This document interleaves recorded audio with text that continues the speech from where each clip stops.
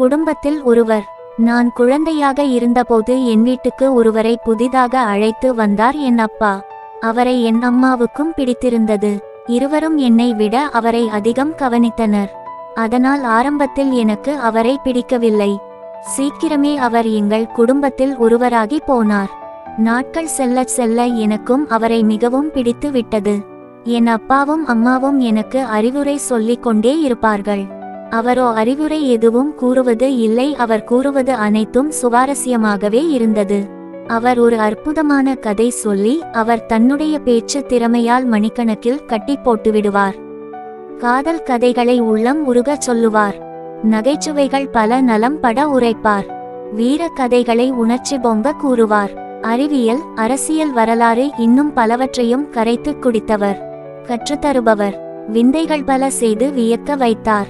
அவர் என்னை சிரிக்கவும் வைப்பார், சிந்திக்கவும் வைப்பார், அழவைத்து வேடிக்கையும் பார்ப்பார், அச்சுறுத்தியும் மகிழ்வார், ஆனந்தத்தில் மிதக்க வைப்பார், அவஸ்தையிலும் மூழ்க அடிப்பார்.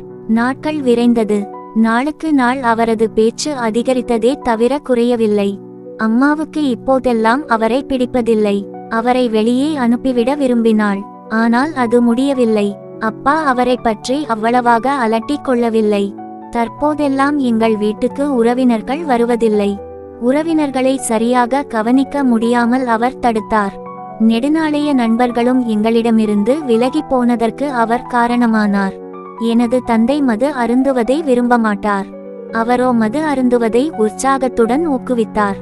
சிகரெட் பிடிப்பது, புகையிலை பயன்படுத்துவது, இவற்றை ஒளிவு மறைவின்றி யார் இருந்தாலும் தயக்கம் இல்லாமல் தவறில்லை என்பது போல் தினந்தோறும் கூறி வந்தார். செக்ஸ் பற்றி கூச்சமில்லாமல் எல்லோர் முன்னிலையிலும் அவரால் பேச முடிகிறது. எங்கள் அன்றாட வாழ்க்கையில் உறவுமுறை முதல் உணவு முறை வரை அவரால் மாற்றங்கள் ஏற்பட்டது. நாங்கள் ஒருவருக்கொருவர் பேசிக்கொள்வது கூட குறைந்து போனது. எனது தாய் தந்தையர் பின்பற்றச் சொல்லும் நல்ல விஷயங்களுக்கு எதிராகவே கருத்து கூறி வருவதை வழக்கமாக கொண்டார். நல்ல கருத்துக்களை அவர் காது கொடுத்து கேட்பதில்லை. நாங்கள் எங்கு இடம் மாறினாலும் கூடவே வந்த அவரை தடுக்க முடியவில்லை. இப்போது நீங்கள் எங்கள் வீட்டுக்கு வந்தாலும் அவரை பார்க்கலாம். இன்னமும் ஹாலில் உட்கார்ந்து கொண்டு உங்களுடன் பேச காத்து கொண்டிருக்கிறார். நாங்கள் பேசுகிறோமோ இல்லையோ அவர் உங்களிடம் நிச்சயம் பேசுவார். அப்படி யார் அவர்? அவர் பெயர் என்ன? அவருக்கும் உங்களுக்கும் உள்ள பந்தம் என்ன என்றுதானே கேட்கிறீர்கள். அவருடைய பெயரை சொன்னால் நீங்கள் இப்படி கேட்க மாட்டீர்கள்.